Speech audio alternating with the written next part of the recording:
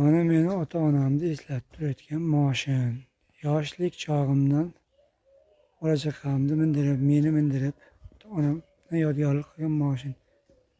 Mana chaqaloqligimdan 40 yoshimgacha mana shu moshinda minib ketdim. Keyin qora Nexia yoshimizda. Yangi Cobalt 44 yoshimizda. Mana ota-onamning hovlisi. Mana bu moshin men uchun juda qadrli.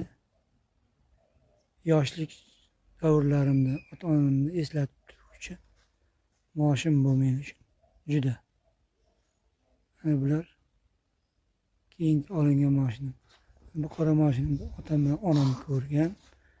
Lekin buni ikkovi ham ko'rish nasib qilmadi. Alloh oxiratni obod qilsin.